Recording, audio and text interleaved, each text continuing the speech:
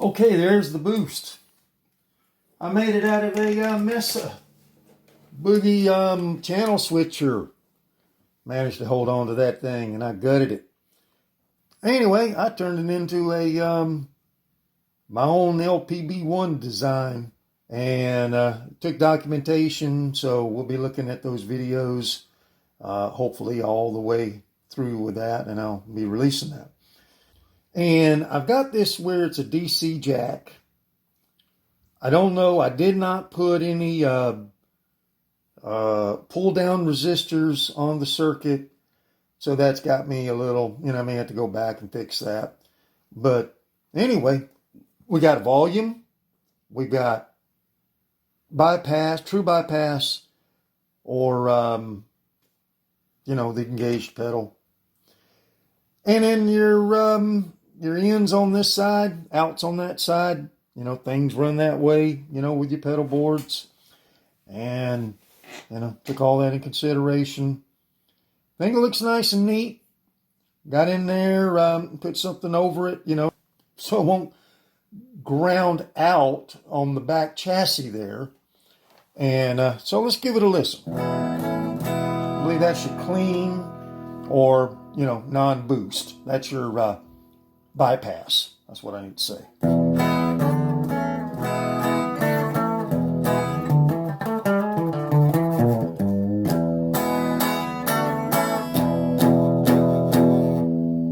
Even that, it still has a little bit of distortion.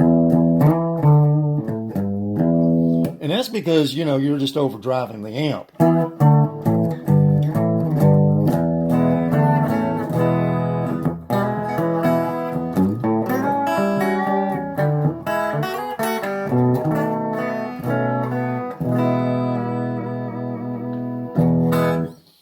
So anyway, that is the bypass. Now I'm going to engage the pedal.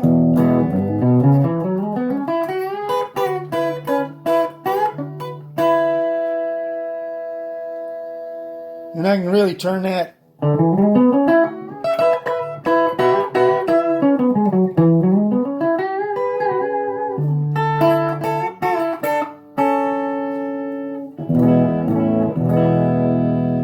so that is with it engaged, and there it is. You can definitely tell huge volume increase.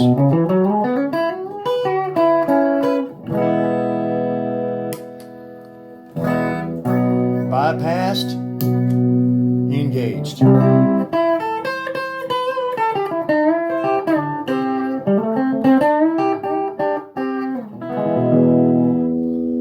And if that's too loud, it's got the center. And I went in there and, tweaked it with the trim pots that were in there. And, got it pretty clean the way I want it.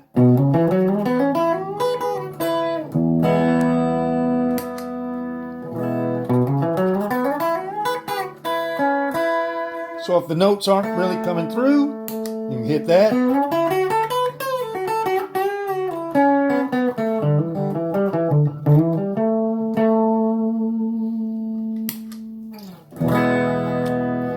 Say for some reason you'd have to turn it down, well, you can do that too. You can turn it all the way off.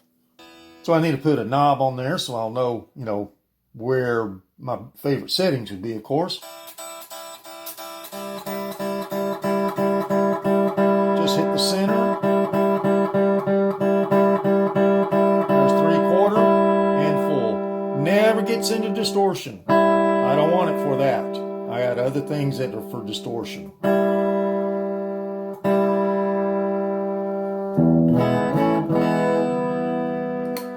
So I might start out with something that's a little under the 12 o'clock position, we'll call it.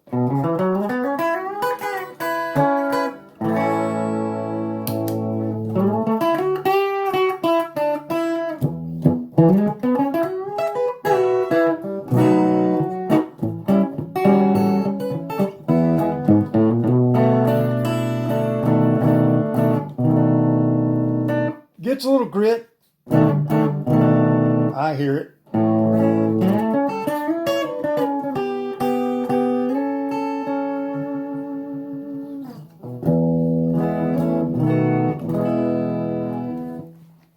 So today I put in the jacks.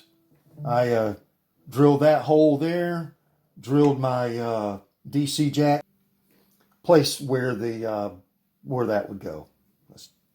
So the thing about it is it looks nice. If I had if I had the triple pole double throw switch, which I got in there, but one of the lugs is broken, so I'm having to use it as a double pole double throw. But if I had the triple, then what I would do is I would have had a LED, just so you know it was on.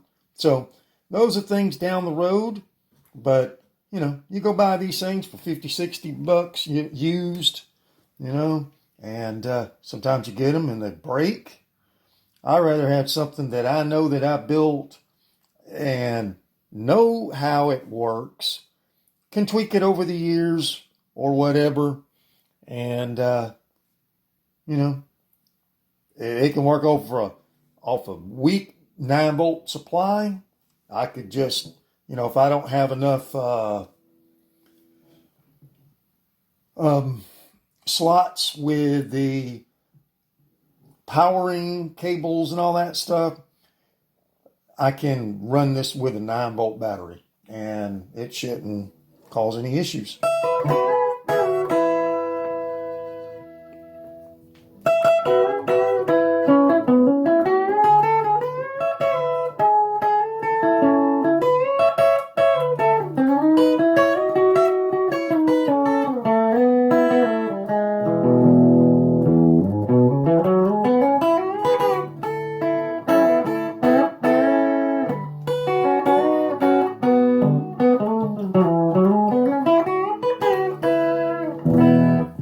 And you got to keep in mind with this guitar that I have, it's got the 2 humbuckers.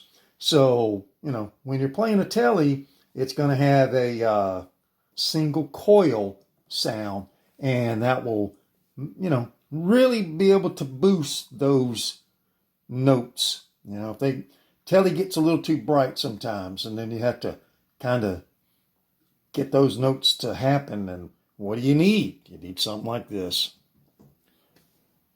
Good old booster. And I kept them as the 100 nanofarad on your in and out. And I did some reading that I could change those out. I may, in the future, add some different variations of capacitors to choose from. So I could turn it into a treble booster, you know, or I could put in a some sort of tone pot. That's another option. But that's the first time I've added a 9mm mini pot. First time. And it wasn't anything too much, because that replaces where the LED used to go with this thing. So what I really like about this thing is I could have, you know, late night practice. I could have this at a very low setting and